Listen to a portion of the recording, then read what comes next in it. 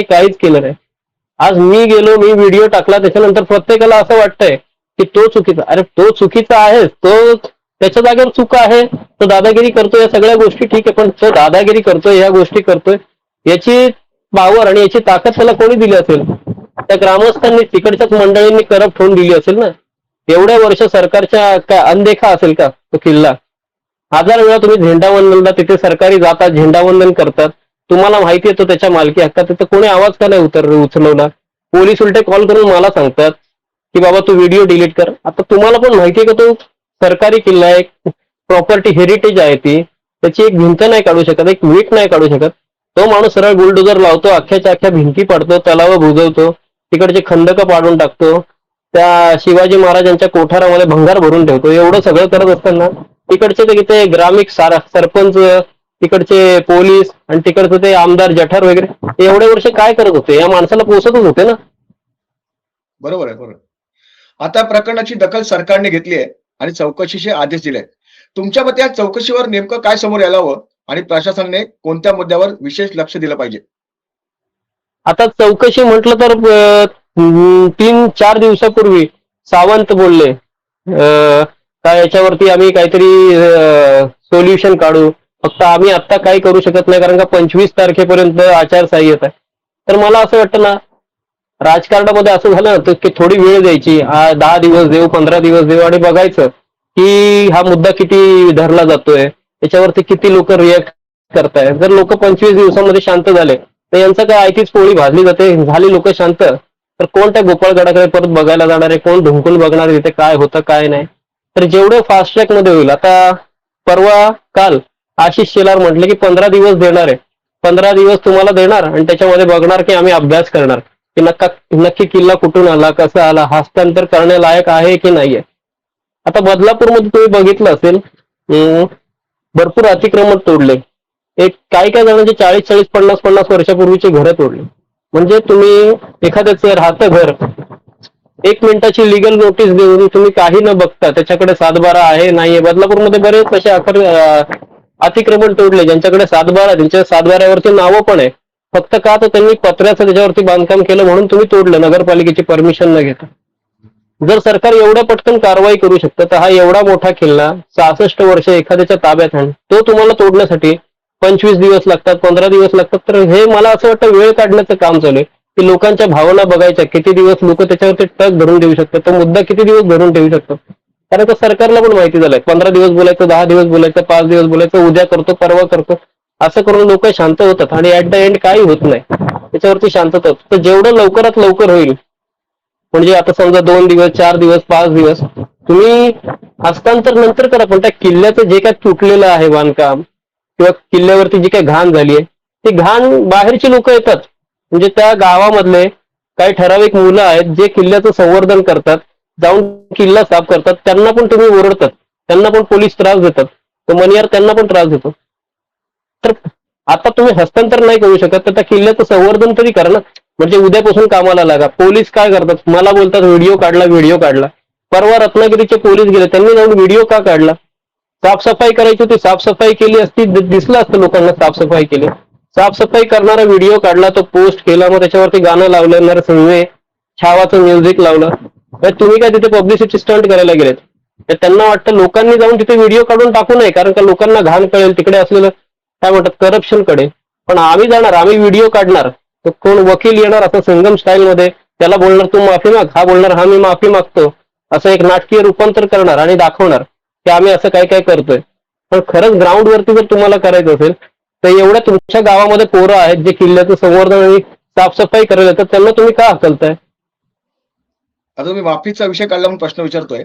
सध्या सोशल मीडियावर अय्याज मनियर यांचा दिलगिरी व्यक्त करणारा व्हिडिओ मोठ्या प्रमाणात फिरतोय. तुम्ही तो व्हिडिओ पाहिलाय का? आणि तुम्हाला असं वाटतं की त्याने मनापासून चूक मान्य केलेली आहे की केवळ वाढता वाद शांत करण्याचा त्याचा प्रयत्न आहे?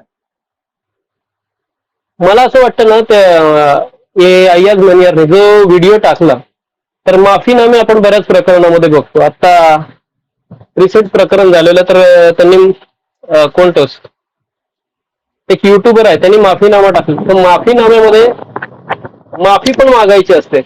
त्यांनी जो व्हिडिओ टाकला ना, त्याच्यामध्ये त्यांचे वकील म्हणजे ते आहेत ग्रामस्थच आहे, ते स्वतःला म्हणतात की या किल्ल्याच्या मुक्तीसाठी आम्ही काय करतो, पण 16-17 वर्ष झाले ते काही करत नाही आणि याच्या पुढे पण काय करतील अशी अपेक्षा नाही, कारण का सरकारकडून 10 कोटी मिळणार आहेत. 10 कोटीपैकी जर मी काय म्हणत नाही, पण झाडाच्या फांद्यांची पानं जरी पडली तर ती पानं वेचायला पण गोरढोरं येतातच गावातली. तर तशीच पानं गोळा करणारे काही असतील तर ते जे नाटकीय रूपांतर होतं. आता एखाद्याला आपण जर माफीनामा सांगतोय ना, तर समोरच्या माणसाला तो इम्तियाज मनियार काय आहे, मी त्याला समोरासमोर बघितलं. 2 तास आमचं संभाषण झालं. त्याचं जे शब्दसाठा आहे मराठी बोलणं, त्याच्या मराठीमध्ये हे नाहीये की माझ्या गोष्टीचा विपर्यास केला, माझं काय म्हणतात, मी तेव्हा हे नव्हतो, तर त्याने काय म्हणजे असे मराठी शब्द वापरले जे म्हणजे मला पण आठवत नाहीये. एक नॉन महाराष्ट्रीयन माणूस, नॉन मराठी माणूस एवढं फ्लुएंट मराठी बोलतोय. ते मराठी त्याचं मी ऐकलंय, माझ्या व्हिडिओमध्ये पण त्याचं मराठी दिसतंय की ते शब्द आठवायला मला पण वेळ लागतात आणि तो बोलतोय आणि समोरचा बरोबर तेच प्रश्न विचारतोय जे समोरच्याकडून उत्तर येणं त्याला अपेक्षित आहे.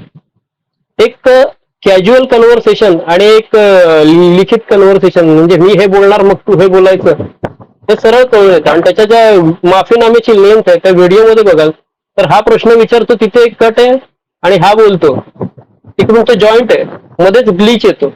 अरे असा कुठला तुम्ही माफीनामा सलग तरी द्या, त्याला एकट्याला उभं करा, त्याला सांगा तुला काय वाटतंय ते बोल, तुला खरंच माफी मागाविषयी वाटते का? शिवाजी महाराजांचा विषय काढला तर तो म्हणतो शिवाजी महाराजांचा विषय आला तर मी माफी काय, असं काय तसं काय, हे पण करेन ते पण. अरे तू माफी कुठे मागतोय दादा? त्यांनी माफी हा शब्द वापरला नाही कुठेही तो म्हटला नाही की किल्ल्याचा मालक मी नाहीये. तो म्हणतो सरकार म्हणेल तर आम्ही काय म्हणतात तर सरकारच्या हस्तगत करू.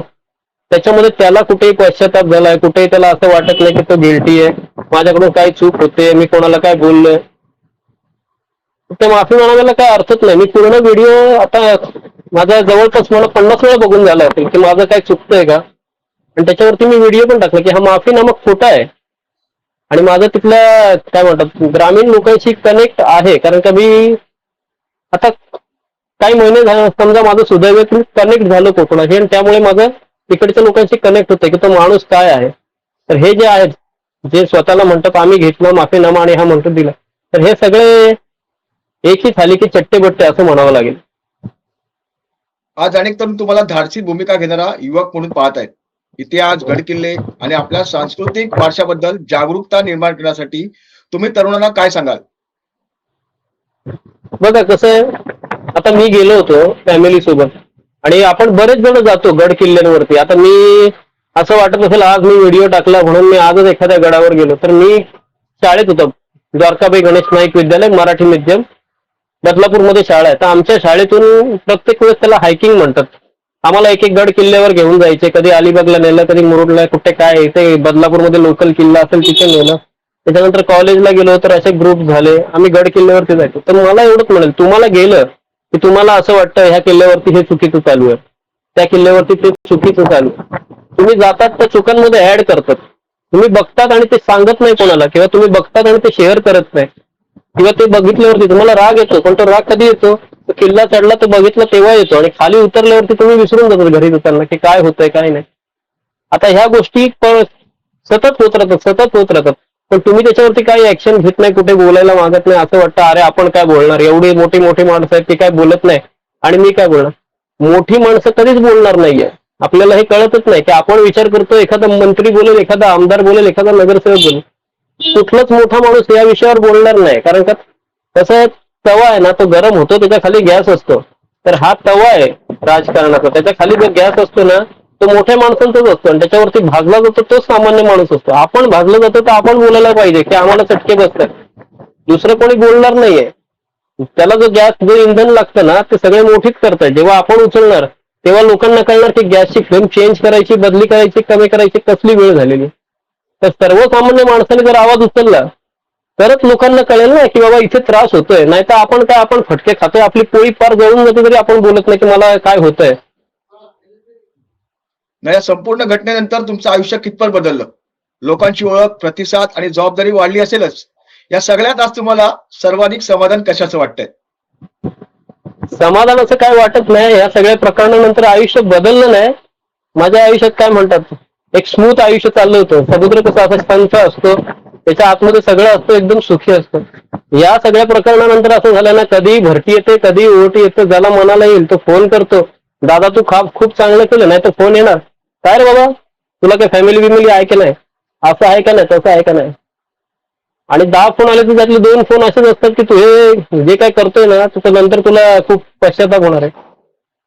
त्याच्यामध्ये आयुष्यात फरक असाच पडलाय की घरच्यांना असं वाटतं की बाबा हे सगळं सोड, कशाला आपल्याला काय करायचं.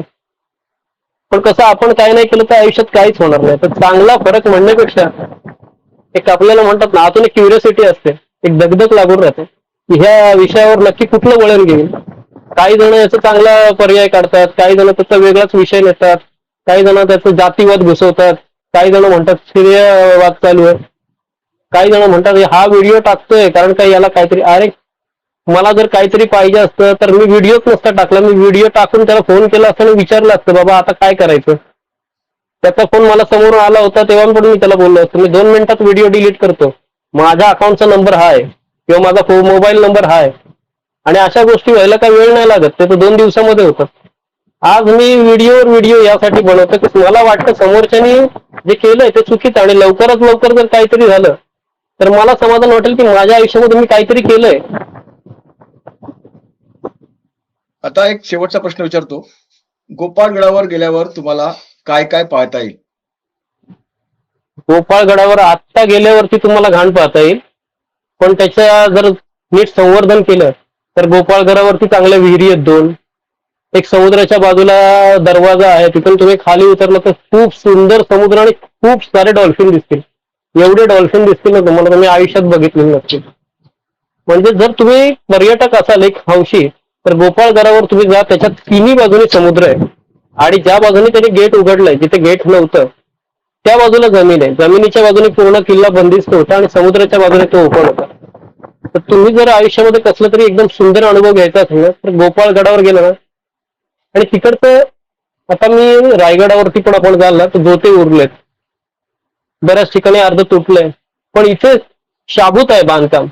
यांनी त्याच्यावरती बुलडोजर चालवून, जेसीबी चालवून, गाड्या आतमध्ये घुसवून, चक्क माझी गाडी आतमध्ये गेली, किल्ल्याच्या आतमध्ये गाडी गेली. मला पण असं वाटलं अरे कोणीतरी अडवेल, पण किल्ल्याच्या आतमध्ये गाडी गेली आणि काय गाड्या सरस आतमध्ये जातात, पूर्ण सपाट करून टाकलेलं आहे. म्हणजे त्याच्यामध्ये जर काही असेल ना तरी गाड्या जाऊन जाऊन त्या जमिनीच्या खाली गेल्या, पण किल्ला सुस्थितीत होता. मी बरेच जुने व्हिडिओ पण बघितले 2016चे, त्याच्या आधीचे. एबीपी न्यूजनी पण त्याच्यावरती 8 वर्षापूर्वी एक काय म्हणतात डॉक्युमेंटरी बनवलेली, त्यात पण किल्ला चांगला आहे. आता काही मित्र झालेत माझे नव्याने, त्यांनी पण बरेच व्हिडिओ पाठवले की किल्ला सुस्थितीत आहे. आता जात आहेत लोक तर स्वच्छतेनंतर मला वाटतं काही उरलं असेल, तर बघायला गेलं तर सुंदर हा परिसर आहे आणि किल्ला अजूनही चांगला आहे. म्हणजे तुम्ही बघू शकता की त्या काळामध्ये काय होतं. आणि तिथे सिद्धी जोहरनी लिहिलेली आपण काय म्हणतो त्याला, दगडावर लिहितात, तर ते तिकडे सापडलंय. हा, तर ते पण तिथून उत्खनन करून सापडलेलं. तर अशा बऱ्याच गोष्टी मला वाटतं त्या किल्ल्याचं जर संवर्धन केलं, कारण का 1960 आणि 2026 यामध्ये सरकारचं 66 वर्ष तिथे लक्ष नव्हतं, तर कितीतरी साऱ्या गोष्टी त्या मातीखाली दाबल्या गेल्या असतील या 66 वर्षात. जर तो नीट केला तर खूप काय मिळेल बघायला. सागरजी शिलालेख तुम्ही म्हणतात त्याला. आमच्यासाठी शिलालेख मी बोललो मी त्या हा, मगाशी शिलालेख बोलतात त्याला. हा. सागरजी तुम्ही आमच्यासाठी वेळ दिलात, मन मोकळेपणाने तुमची भूमिका मांडली, त्याबद्दल तुमचे मनपूर्वक आभार. कोणत्याही घटनेकडे पाहताना प्रत्येकाची मतं वेगळी असू शकतात, मात्र इतिहास, वारसा, सार्वजनिक जबाबदारी आणि समाजातील संवाद या विषयांवर चर्चा होणं तितकंच महत्वाचं होतं. आज तुम्ही तुमची बाजू आमच्या प्रेक्षकांपर्यंत पोहोचवली, त्याबद्दल पुन्हा एकदा धन्यवाद. मित्रांनो, ही मुलाखत तुम्हाला कशी वाटली ते कमेंट मध्ये नक्की सांगा. व्हिडिओ आवडला असेल तर लाईक करा, शेअर करा आणि आमचे न्यूज टाका चॅनल सबस्क्राईब करू नका. धन्यवाद सागरजी. थँक्यू. ओके.